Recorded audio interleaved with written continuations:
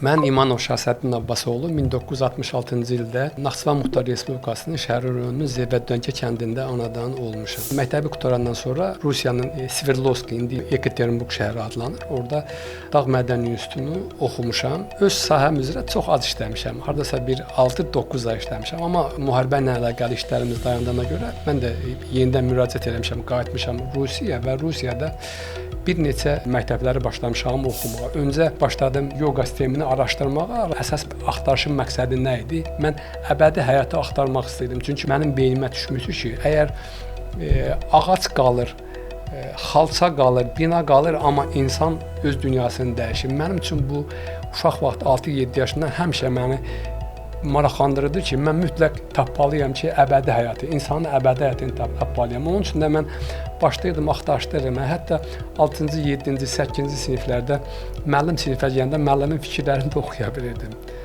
Amma deməyə qorxurdum, deyirdim birdən desəm məni dəli kimi qəbul edirlər.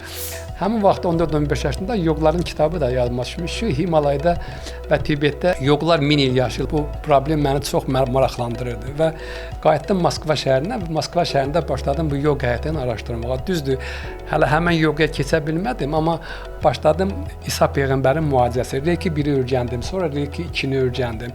Sonra gəldim kosmoenergetikanı öyrəndim, sonra gəldim aydın görməni öyrəndim. Demək olar ki, o qədər yerdə oxudum ki və bəzi yerlərdə onlarda sektalardı. İnsanları alladırdılar və ona görə də mən həmişə axtarışda oldum və bütün bu, belə deyək ki, mənəvi yolları axtara-axtara gəldim, sonra oxudum aydın görməni, aydın eşitməni. Eyni vaxtda da psixologiyanı öyrəndim, parapsixologiyanı öyrəndim, amma mən özümdə özümü tapa bilmirdim. Tapa bilmirdim ki, mənə nə lazımdır, çünki mənə lazımdır ki, əbədi həyat və insanın əbədi həyatı. Və ona görə də başladım yoga ilə məşğul olmağa və yoganın içində baxdım ki, həqiqətən də biz bunu tapa bilərik.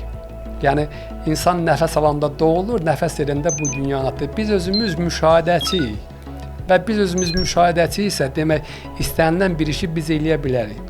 Buna görə də başladım bu sahəni daha da genişləndirməyə və Moskvadan əvvəl yenidən qayıtdım Bakıya və Bakıda yenə parapsixologiya, yenə psixologiya institutunu qurtardım və başladım bu sahəni daha da genişləndirməyə.